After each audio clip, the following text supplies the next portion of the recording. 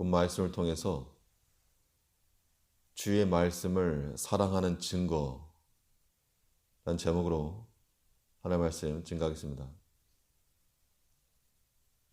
고난도의 훈련 과정이 요구되는 일들에는 그 과정이 끝난 후에 인정 마크나 자격이나 수료의 증거를 주게 됩니다. 그래서 그 표식만 보더라도 이 사람이 그 과정을 통과했고 또 실력을 겸비했을 거라고 하는 증거가 되는 겁니다. 우리가 주를 사랑한다 할 때에도 그 증거가 필요할 것인데 주의 말씀을 사랑하는 자들에게서 나타날 수 있는 증거 혹은 마크, 그건 무엇이겠는가? 우리는 무엇을 가지고 주를 사랑한다라고 말할 수 있겠는가? 본 말씀을 통해서 살펴보겠습니다. 먼저는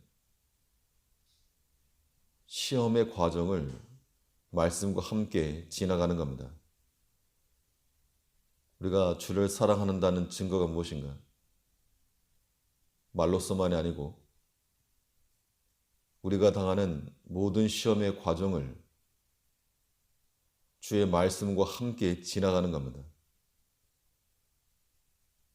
훈련받지 못하거나 숙련되지 못한 사람에게 정밀한 기계를 다루게 한다거나 중요한 임무를 맡기지는 않습니다.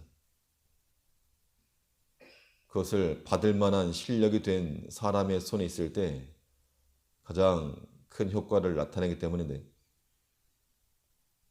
하나님 말씀은 마치 용광로 속에 들어갔다가 나온 그와 같이 단련되고 재련되고 순수하고 정밀한 말씀이라고 시편 기자가 말하고 있습니다.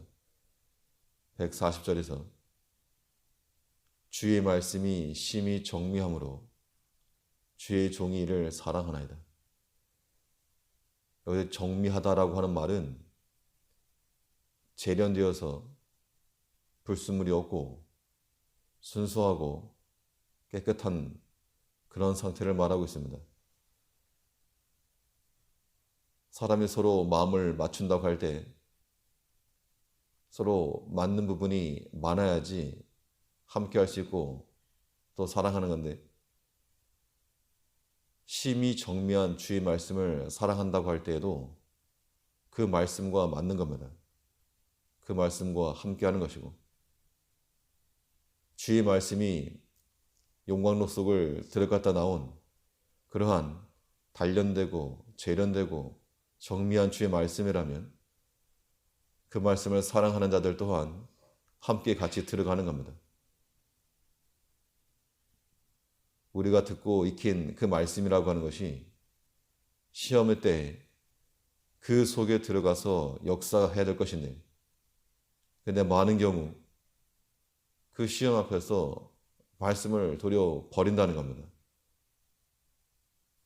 그렇기 때문에 말씀의 능력이 나타나지 않는 겁니다. 시험의 과정에서 말씀을 버리는 자는 결과적으로 실패고, 말씀과 함께 시험 속으로 들어가는 자들은 거기에서 순도 높은 그런 신앙으로 다시 나올 수가 있는 겁니다. 다니엘과 친구들이 왕의 음식을 먹지 않았는데, 그것도 큰 시험이긴 했지만 먹는 문제니까 상대적으로 작아 보이는 시험이라고 볼 수 있어도 풀무불 앞에서 왕의 신상에게 절하지 않은 것은 정말 큰 시험이었습니다. 근데 그들은 말씀 버리지 않았고 그 시험 속으로 말씀과 함께 그냥 들어갔습니다. 그것이야말로 주를 사랑하는 증거요, 또 신앙적 정절이요, 주의 말씀을 귀하게 여기는 자들의 모습이라는 겁니다. 그 결과 어떻게 되었는가? 그 결과 모든 사람들이 다 죽었다. 라고 생각했을 그때에 조금도 그을림 없이 모든 사람의 생각을 다 깨고 그 불 속에서 용광로 속을 통과해서 나온 심히 정밀한 그러한 믿음의 사람들을 보게 된 겁니다. 주의 말씀이 심히 정밀하여 주의 종이를 사랑하나이다. 하나님의 말씀은 용광로 속까지 들어가려 하는데 우리가 그 앞에 멈춰버리면 놓치는 겁니다.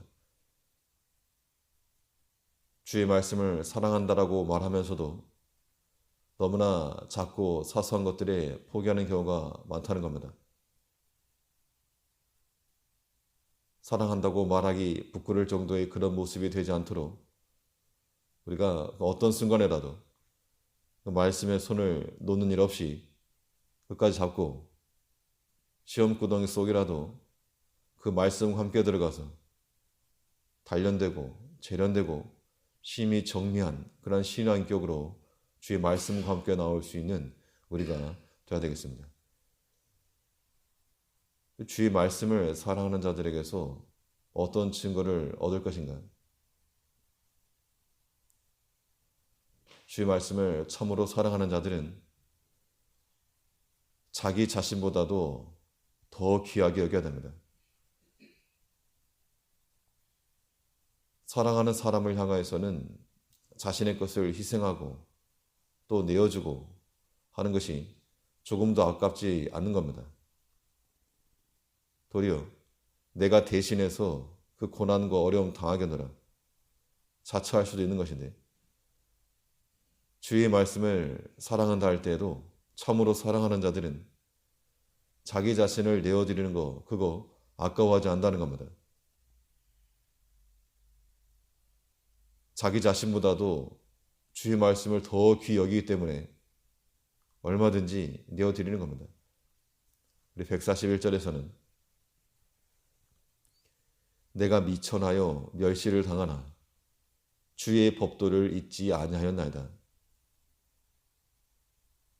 나는 비록 멸시를 당할지라도 그 주의 법도를 버리거나 잊어버리거나 놓치지 않았다는 겁니다.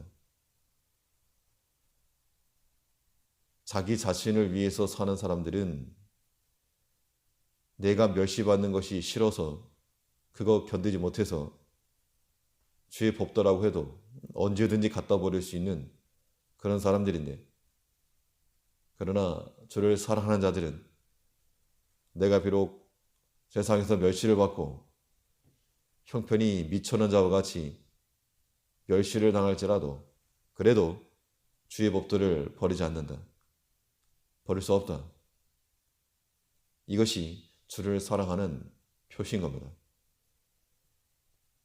바울은 고린도후서에서 오직 우리는 버리운 자가 될지라도 너희로 선을 행하게 하고자 함이라.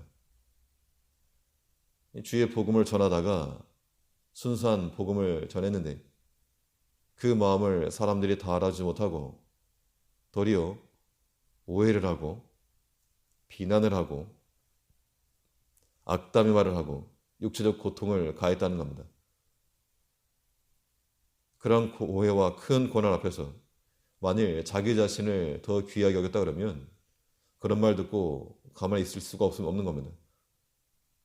그러나 주의 말씀을 더 귀히 여기고 더 소중히 여기고 더 먼저 생각하기 때문에 자기 자신은 마치 버리운 자 같을지라도 미천한 자와 같이 여김을 받을지라도 그 말씀을 실행하기 위해서 모든 멸시 천대 다 받았다는 겁니다.